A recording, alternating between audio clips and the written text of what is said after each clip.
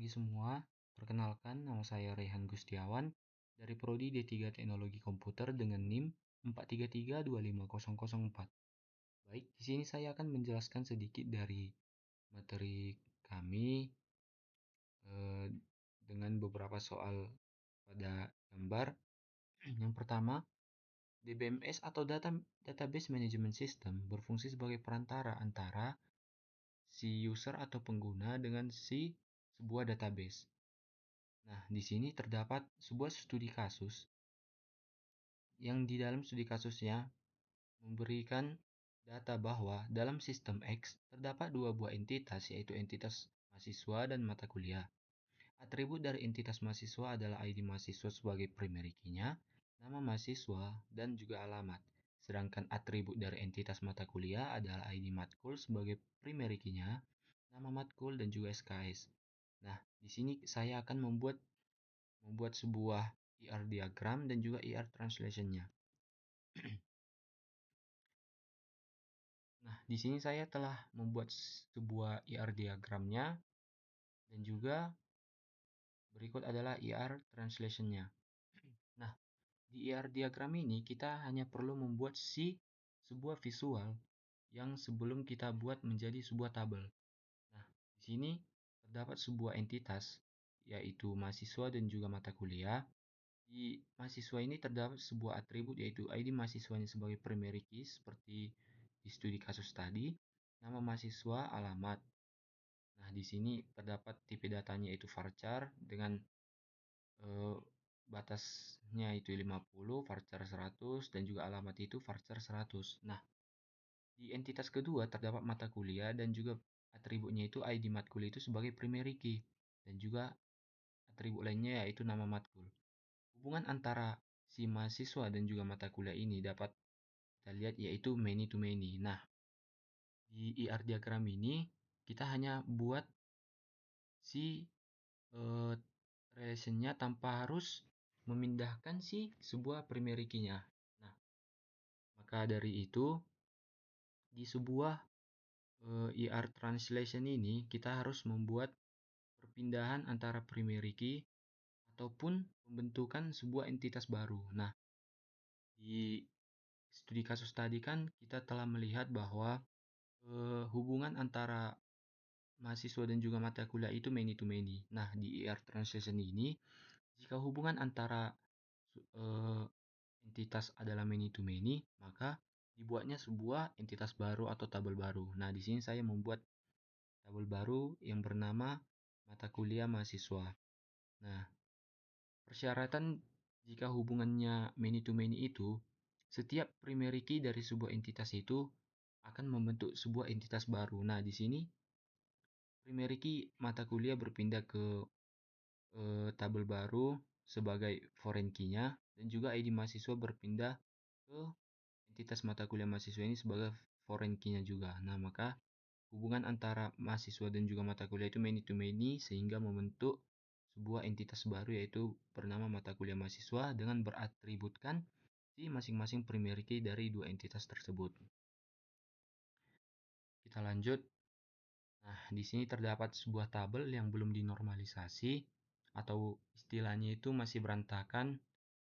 Maka kita di sini akan membuat sebuah tabel tersebut agar normal kembali atau terstruktur.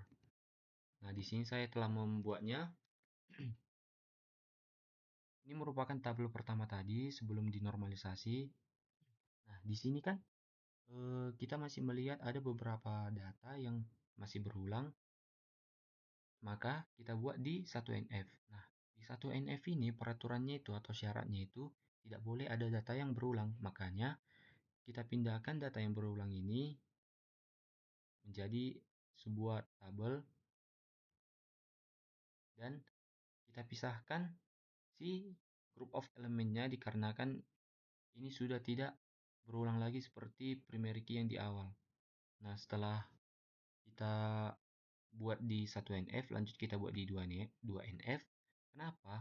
Karena syarat 2NF ini adalah tidak ada boleh hubungan yang partial dependency atau biasanya kita membilang itu harus semua hubungannya antar kolom itu adalah full dependency. Nah, di sini saya telah memisahkannya dengan nomor aset sebagai primary key, alamat, dan juga biaya aset. Nah, di sini dapat kita lihat setiap eh, Institut Teknologi Dell Lagu Boti alamatnya dan biaya asetnya itu 3 juta, maka tertuju ke primary key si A02.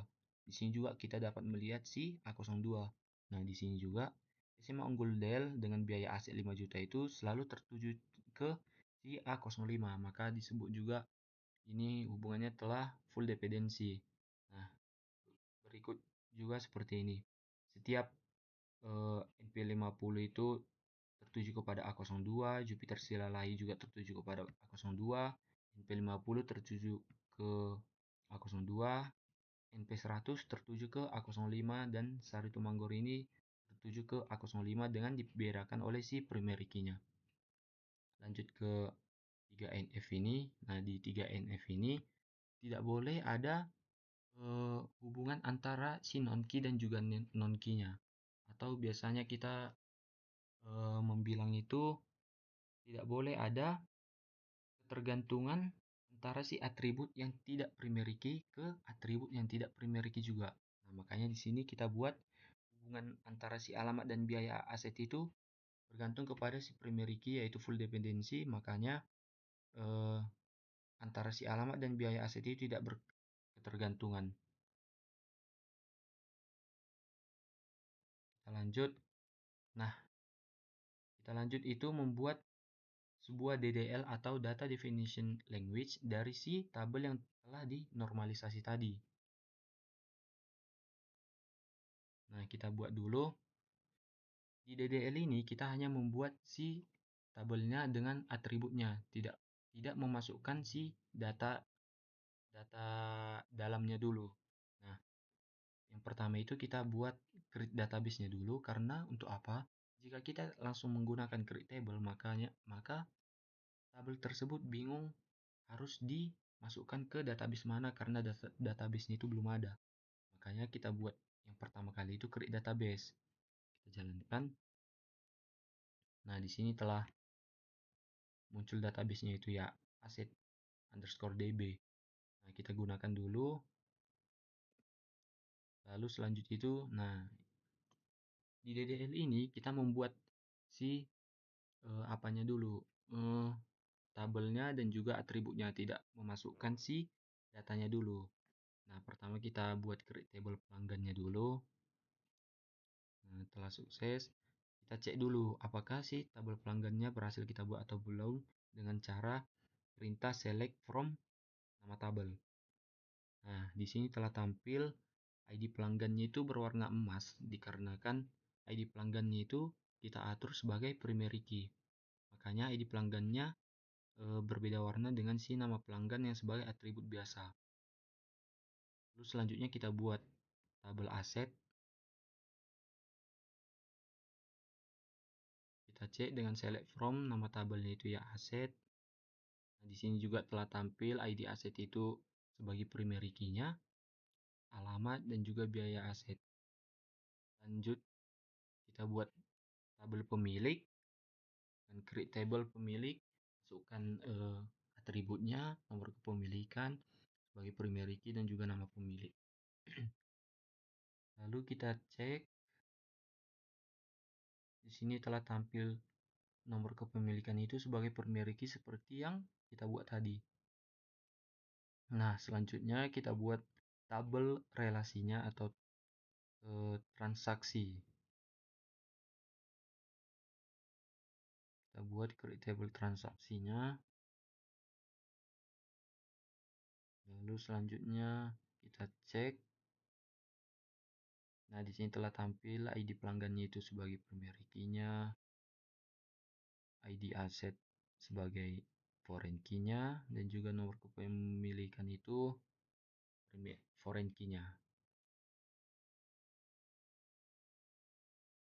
Nah, setelah kita melakukan DDL, kita disuruh membuat DML atau Data Manipulation Language. Nah, di DML ini merupakan berupa Insert data, kita memasukkan data ke tabel yang telah kita buat tadi. Dengan cara masukkan perintah insert into nama tabelnya, nama tabel yang ingin kita isi, lalu values. Nah, di tabel pelanggan ini tadi kan terdapat dua atribut ID pelanggan dan juga nama pelanggan. Makanya kita buat dua data. Ini merupakan P001 itu sebagai ID pelanggannya dan Renta Sitomorang ini sebagai nama pelanggan. Kita memasukkan dua datanya. Nah, kita cek apakah sudah masuk. Nah, di sini telah tampil ID pelanggannya itu P001, P002, dan nama pelanggannya sebagai berikut. Lalu kita lanjut memasukkan data di tabel aset dengan cara insert into nama tabel seperti biasa. Lalu values masukkan dikarenakan terdapat 3 atribut, kita masukkan 1, 2, 3. Nah, kita masukkan 3 atribut dengan 2 data. Cek.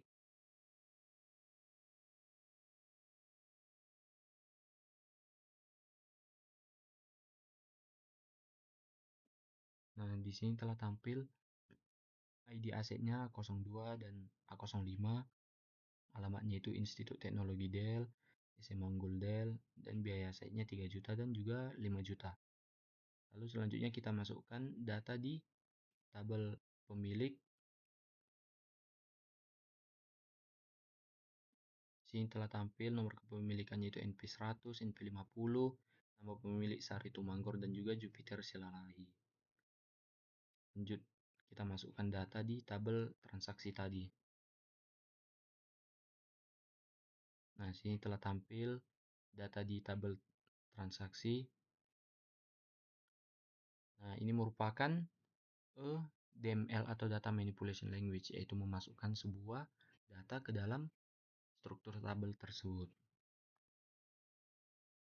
Lalu selanjutnya saya akan menjelaskan apa yang saya pahami dari bab 1 sampai bab 7 atau week 1 sampai week 7 yang telah saya pelajari. Di week 1 ini saya mempelajari Introduction to Database atau pengenalan sebuah database. Nah, database ini adalah kumpulan sebuah data yang telah terorganisir. Di data DMS ini atau biasanya itu adalah software yang kita gunakan untuk mengelola sebuah database. Nah, itu tadi yang saya bilang, DMS itu adalah perantara antara si user dan juga sebuah database.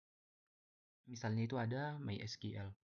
Nah, istilah-istilah penting yang ada pada sebuah database ini ada beberapa, yaitu tabel, record itu atau baris, field atau kolom, primary key, atau biasanya itu identitas unik untuk membedakan dengan si identitas lainnya.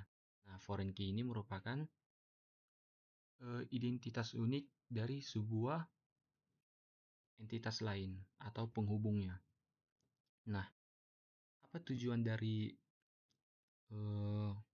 sebuah database ini? Nah, di database ini tadi kan itu adalah kumpulan data yang terorganisir. Nah, berarti kita membuat sebuah data agar tidak berantakan atau mengurangi duplikasi, menjaga konsistensi, dan memudahkan akses data. Nah, di database ini juga terdapat beberapa relasional dan juga di SQL terdapat perintah-perintah dasar istilahnya. Atau dasar dari SQL itu adalah select. Select itu untuk mengambil, insert itu untuk menambah, lalu update itu untuk mengubah isinya, dan juga delete itu untuk menghapus. Lanjut di week 2. Di week 2 ini mempelajari tentang relational model dan IRD. Nah, seperti yang saya jelaskan tadi, IRD ini merupakan bentuk visualnya atau bentuk gambarnya dulu sebelum kita buat sebuah database-nya. Nah, tabel itu terdiri dari baris dan juga kolom atau record dan juga atribut. Nah, tabel itu memiliki primary key dan bisa berhubungan dengan tabel lainnya menggunakan foreign key. Nah, seperti yang saya bilang tadi, foreign key itu merupakan penghubung antara tabel atau identitas unik yang diambil dari si tabel lain. Nah, di IRD ini terdapat beberapa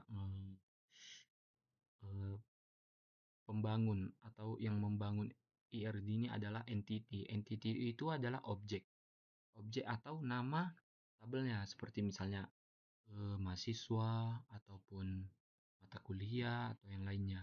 Nah, di dalam entity ini terdapat atribut atau ciri-ciri atau yang menggambarkan si objek tadi.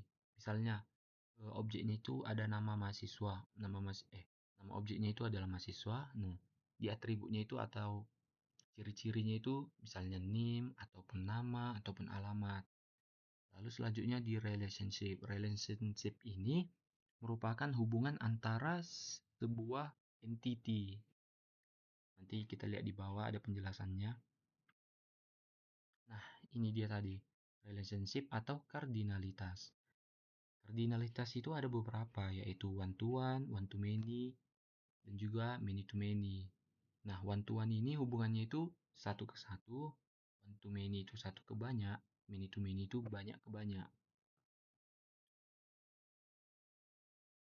Lalu di week 3 kita mempelajari lanjutan dari sebuah IRD atau ER Translation. Nah, di ER Translation ini kita telah membuat sebuah entity itu menjadi tabel.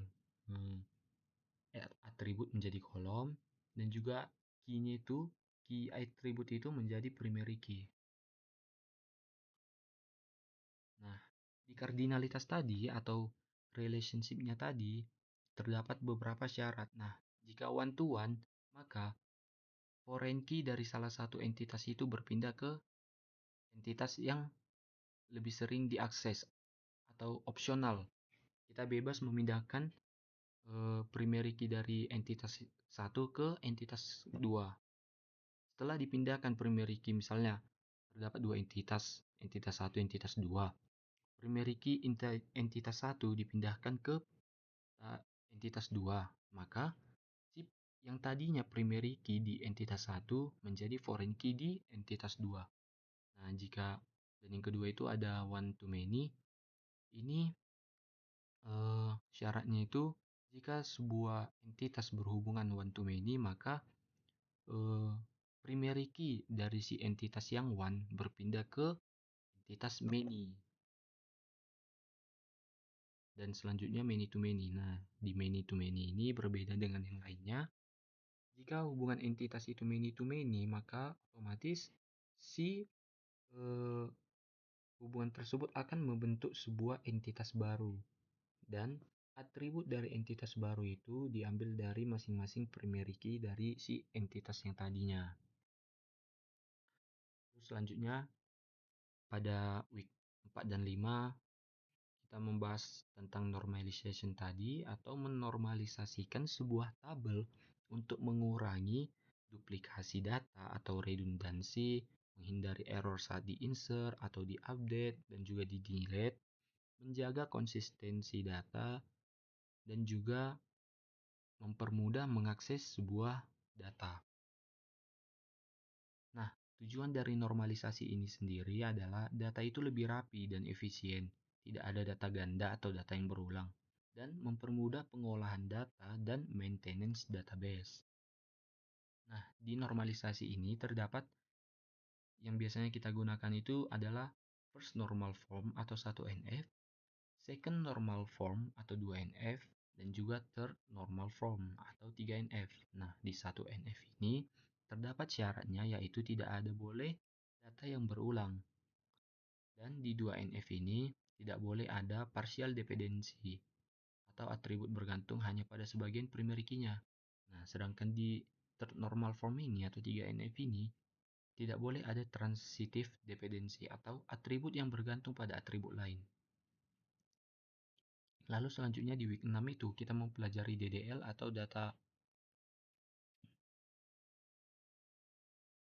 kita mempelajari DDL. Nah, DDL ini adalah bagian dari SQL yang digunakan untuk mendefinisikan dan mengatur struktur database seperti tabel dan database. Nah, fungsi dari DDL ini adalah membuat database dan tabel, mengubah struktur tabel, menghapus tabel atau database. Nah, di DDL ini terdapat perintah utama, yaitu yang pertama itu create. Create itu digunakan untuk membuat database atau tabel baru.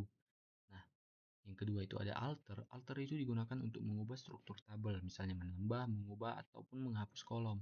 Sedangkan drop digunakan untuk menghapus tabel atau database beserta strukturnya, atau menghapus keseluruhan. Dan yang keempat itu ada truncate, yang digunakan untuk menghapus semua isi data dalam tabel, tetapi tabelnya itu tetap ada, berbeda dengan si drop tadi yang menghapus keseluruhannya. Lalu selanjutnya, week terakhir itu week 7, kita mempelajari tentang DML atau Data Manipulation Language. DML ini adalah bagian dari SQL yang digunakan untuk mengelola atau memanipulasi data di dalam tabel. Nah, fungsi DML ini sendiri yaitu menambahkan data atau menginsert data, lalu menampilkan data, mengubah data, dan juga menghapus data. Nah, perintah-perintah yang ada pada DML ini ada beberapa, yaitu select. Select digunakan untuk mengambil atau menampilkan data. Yang kedua itu ada insert. Nah, di DML ini kita paling sering menggunakan insert. Insert ini digunakan untuk menambahkan data baru atau memasukkan sebuah data ke dalam tabel. Nah, lanjut, yaitu update. Update itu digunakan untuk mengubah data yang sudah ada. Misalnya, di dalam sebuah tabel terdapat data, misalnya nama Rehan Gustiawan. Kita ingin mengubah nama tersebut tanpa menghapus struktur tabelnya, ya, menggunakan update. Lalu selanjutnya delete. Delete digunakan untuk menghapus data. Nah, segitu saja yang bisa saya jelaskan. Jika ada perkataan saya yang kurang jelas ataupun perkataan saya yang kurang berkenan, mohon dimaafkan. Sekian dan terima kasih.